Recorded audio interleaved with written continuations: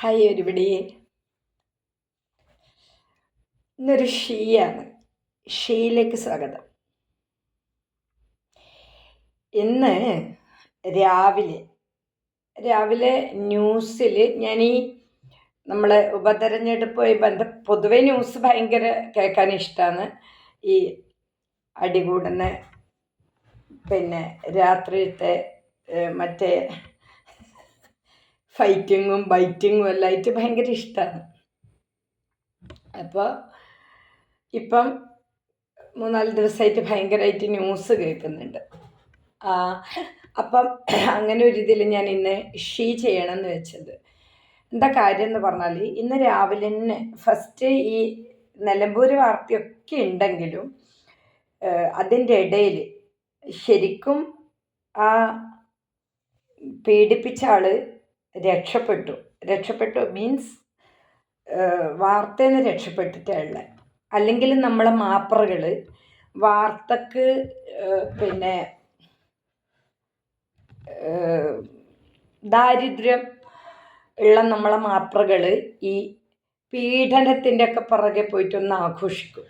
ഈ പീഡനം ഒട്ടും ഒരമ്മക്കും ഒരു അച്ഛനെയും സാധാരണ പോലെ ജീവിക്കുന്ന ആർക്കും താല്പര്യമില്ലാത്തൊരു കേസാണല്ലോ. അപ്പോൾ ഇന്ന് രാവിലെ തന്നെ കേട്ടത്, സാധാരണ പോലെ ജീവിക്കുന്നവർക്ക് എന്തായാലും ഒരു കുട്ടീനെ അത് രണ്ടാനച്ഛ പീഡിപ്പിച്ചു എന്നൊന്നും നമ്മൾ ഒട്ടും കേൾക്കാൻ ഇഷ്ടപ്പെടാത്തൊരു വാർത്ത ഇന്ന് രാവിലെ കേട്ടു. പക്ഷേ ഈ സമയം വരെ അത് റിപ്പീറ്റ് ചെയ്തിട്ടില്ല ആ വാർത്ത. പല ചാനലും നോക്കി, എല്ലാവരും ഇമ്പോർട്ടൻസ് കൊടുക്കുന്നത് ഈ ഉപതെരഞ്ഞെടുപ്പിനാണ്. അതായത് നിലമ്പൂരെ ഉപതെരഞ്ഞെടുപ്പിൽ ശരിക്കും ഒരു പീഡനം ഒലിച്ചുപോയി. അതും 14 വയസ്സുള്ള കുട്ടി, അമ്മയാണ് പോലീസിന് റിപ്പോർട്ട് കൊടുക്കുന്നത്. ആംബുലൻസ് ഡ്രൈവറാണ്, അയാളെ പോലീസ് പോയി പൊക്കുന്നു. കുറേ കാലമായിട്ട് പീഡിപ്പിക്കുന്നെന്നാണ് പറഞ്ഞത്.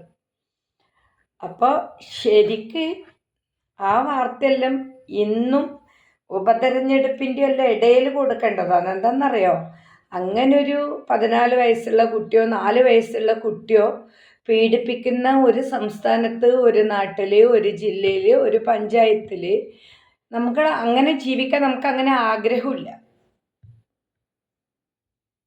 മറ്റൊരാൾ 14 വയസ്സുള്ള കുട്ടി, അല്ലെങ്കിൽ നമ്മളെ 4 വയസ്സുള്ള കുട്ടി, അല്ലെങ്കിൽ അപ്പുറത്തെ 8 വയസ്സുള്ള കുട്ടീനെ ഒരു കാബാലികൻ സെക്ഷൽ ഹരാസ്മെൻറ്റ് നടത്തിയ വാർത്ത നമ്മൾ കേരളത്തിൽ ഒട്ടും കേൾക്കാൻ ഇഷ്ടപ്പെടുന്നില്ല.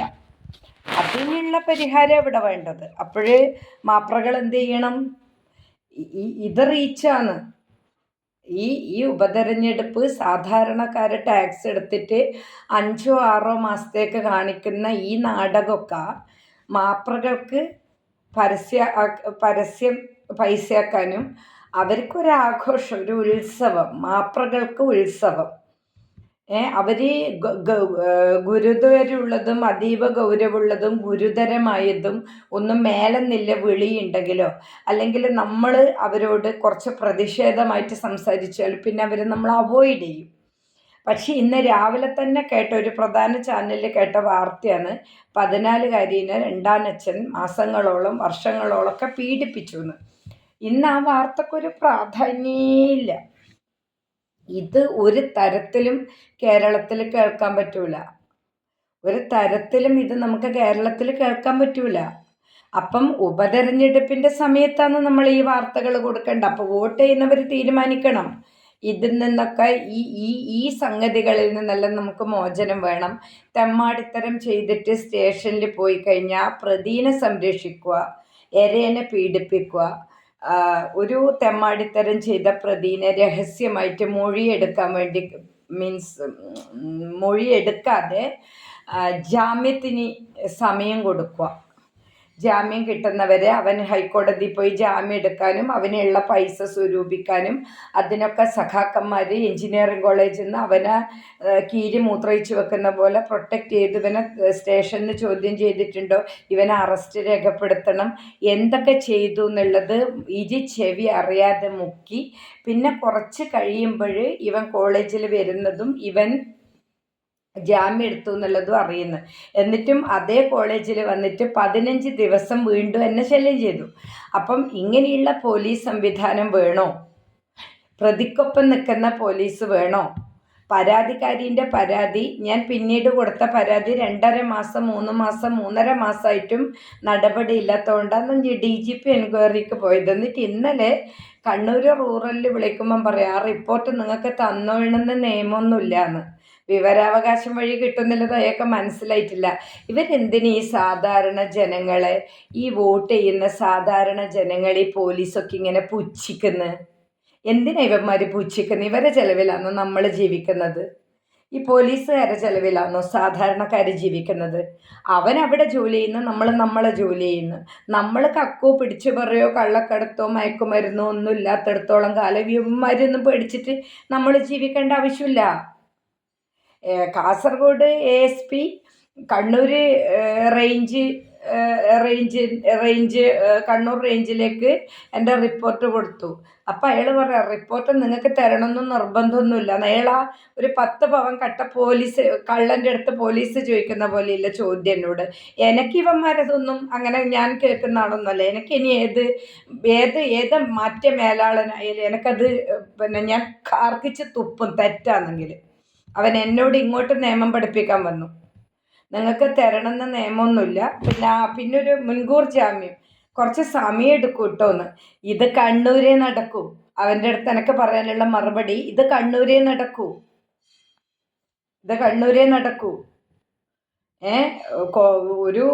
ഒരു സ്ത്രീനെ ജോലി സ്ഥലത്ത് അപമാനിച്ചിട്ട് ആ പരാതി എടുക്കാതെയും പിന്നെ പ്രതിനെ പ്രൊട്ടക്റ്റ് ചെയ്യലും പ്രതിനെ ഉപദ്രവിക്കാൻ കൂട്ടുനിന്നവരെ പ്രൊട്ടക്റ്റ് ചെയ്യലും എന്നിട്ട് പരാതി കൊടുത്താളെ ശല്യം ചെയ്യലും കണ്ണൂരേ നടക്കൂ. കണ്ണൂരെ പോലീസോട് തന്നെയാണ് പറയുന്നത്, നിൻ്റെ അടുത്തേ അത് നടക്കൂ. അയാളെ ഞാൻ നമ്പർ തപ്പി ഗൂഗിളിൽ പോയി സെർച്ച് ചെയ്ത് വിളിച്ചപ്പോൾ പറയാം, റിപ്പോർട്ട് നിങ്ങൾക്ക് തരണമെന്നൊന്നുമില്ല.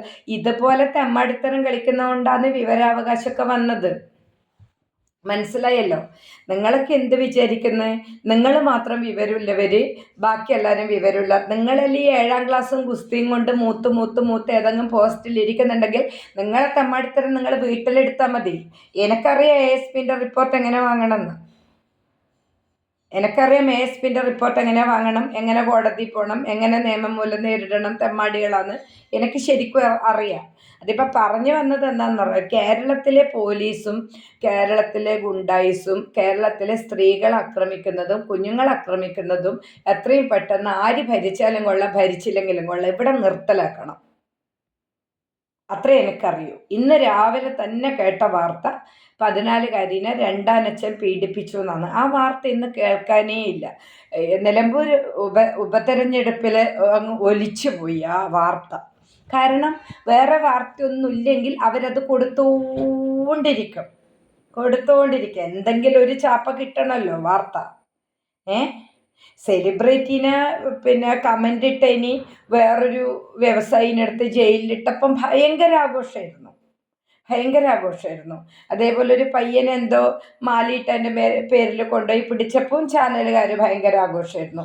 അപ്പം സെലിബ്രിറ്റി അല്ല, പാട്ട് എഴുതാനും അറിയില്ല, ഉദ്ഘാടനം ചെയ്യാൻ പോകാനുള്ള അത്രയും സെലിബ്രിറ്റി ഒന്നും അല്ലാത്തവർക്കൊരു നീതി, സെലിബ്രിറ്റിക്കൊരു നീതി, ആ പയ്യനൊരു നീതി, അല്ലാത്തവർക്കൊരു നീതി.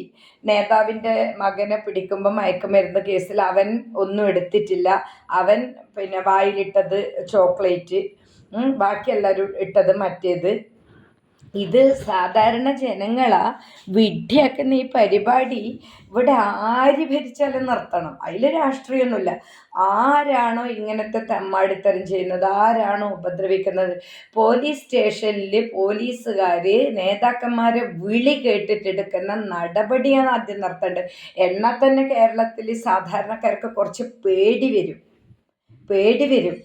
ഏത് പെണ്ണപിടിയനെ, ഏത് കഞ്ചാവിനെ, ഏത് കള്ളുകുടിയനെ പിടിച്ചു കഴിഞ്ഞാൽ ഒരു വിളിയുണ്ട് അങ്ങോട്ട്. അതിനോടിതങ്ങ് ഒതുങ്ങി. ഈ തെമ്മാടിത്തരം നിർത്തണം. ആര് ഭരിച്ചാൽ എന്തേ, ആര് ഭരിച്ചിട്ടെങ്കിൽ എന്തേ, നമ്മൾ അധ്വാനിച്ചാൽ നമ്മൾ ജീവിക്കുന്നു. നിങ്ങൾ എന്ത് പുല്ലെങ്കിലായിക്കോ, ജനങ്ങളെ ടാക്സ് എടുത്തിട്ടല്ലേ 8 മാസത്തേക്കോ എത്ര മാസത്തേക്കാണ് എന്തിനാ നീ നാടകം? അതിൻ്റെ പിറകെ പോവാൻ കുറേ മാപ്രകൾ, ഇവർ പരസ്യം കൊണ്ട് ഇവർ കുറേ പണം ഉണ്ടാക്കും. ഇവർ 10-20 ദിവസത്തോണ്ട് കോടികൾ ഉണ്ടാക്കുമല്ലോ പരസ്യം വെച്ചിട്ട്. കാരണം എല്ലാ സാധാരണ ജനങ്ങൾ വാർത്ത കേൾക്കും. പക്ഷെ ഇതിൻ്റെ ഇടയിൽ ഇന്നത്തെ പീഡനം മറന്നു പോണ്ട മെയിൻ ചാനലുകാർ. കഷ്ടം. രാവിലെ തന്നെ അത് കേട്ടപ്പോൾ തന്നെ മതിയായതാ എന്താ വാർത്ത എന്നുള്ളതും എന്താണ് കേരളത്തിൽ നടക്കുന്നത്. ഒരു ഭാഗത്ത് ഉപതെരഞ്ഞെടുപ്പിൻ്റെ കൊട്ടിഘോഷം, ഒരു സ്ഥലത്ത് ഒരമ്മ പോയിട്ട് പറയാം എൻ്റെ 14 വയസ്സിലെ മോളെ പീഡിപ്പിക്കുന്നുണ്ട് കൂടെ ജീവിക്കുന്ന ആളുകൾ. ആ വാർത്ത പിന്നെ ഇന്ന് കേട്ടിട്ടേ ഇല്ല. തെരഞ്ഞെടുപ്പിൽ ഒലിച്ചു പോയ പീഡനം, ഇന്നത്തെ പീഡനം ഉപതെരഞ്ഞെടുപ്പിൽ ഒലിച്ചുപോയി.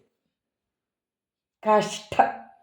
ആദ്യം ഇതുമാതിരിയുള്ളതെല്ലാം നിർത്താൻ നോക്കുക. എന്നിട്ട് നിങ്ങൾ മത്സരിക്കോ, ജയിക്കോ, തോക്കോ, മാപ്രകൾ അവരെ പുറകെ പോവോ. ഇനിയിപ്പോൾ 10-20 ദിവസം 4 സ്ഥാനാർത്ഥികൾ മൂത്രമൊഴിച്ചു, അതിൻ്റെ മൂത്രത്തിൻ്റെ അളവ് ഇത്രയായിരുന്നു, അവർ ഇത്ര കഴിച്ചു, ഇന്നതൊക്കെ കഴിച്ചു, അതിൽ വിറ്റാമിൻ എ ഉണ്ടായിരുന്നു, ബി ഉണ്ടായിരുന്നു, സി ഉണ്ടായിരുന്നു. ഓ എൻ്റെ അപ്പ. എന്നിട്ടോ ഇതിലേതെങ്കിലും ഒരുത്തൻ ഏതൊരുത്തൻ ജയിച്ചാലും നമുക്കൊന്നുമില്ല. ഇതിലേതെങ്കിലും ഒരുത്തൻ ജയിച്ചു കഴിഞ്ഞാൽ ആ ജയിച്ചവനെ കാണണമെങ്കിൽ ഈ നാട്ടിലെ മുഴുവൻ താഴെക്കടലിൽ പോസ്റ്റ് ഒട്ടിക്കാൻ പോകുന്ന അവൻ്റെ അടക്കം പെർമിഷൻ വേണം നമുക്ക് ഈ ജയിച്ചവനെ കാണാൻ പോകാൻ. വോട്ട് ചെയ്യുന്നവർ സൂക്ഷിച്ചോ. ജനങ്ങളെ കൂടെ ഒരു പബ്ലിക്കിൻ്റെ കൂടെ അതിലൊരാളായിട്ട് നിൽക്കുന്ന ആളായിരിക്കണം നമുക്ക് ജനങ്ങൾ തിരഞ്ഞെടുക്കുന്ന ആൾ. അതാരായാലും എക്സ് ഓർ വൈ. പിന്നെ ഇന്ന് രാവിലെ ഉണ്ടായ പോലെയുള്ള വാർത്തകൾ ഉണ്ടാവാൻ പാടില്ല നാട്ടിൽ. നിർബന്ധം. മലപ്പുറമുള്ള ലേഡീസ് സ്പെഷ്യലായിട്ട് ഈ വീഡിയോ കാണണം. ഇതുപോലുള്ള വാർത്തകൾ ഉണ്ടാവാൻ പാടില്ല. മലപ്പുറത്തെ സ്ത്രീകൾക്കുള്ളതാണിത് ഇന്നത്തെ വീഡിയോ.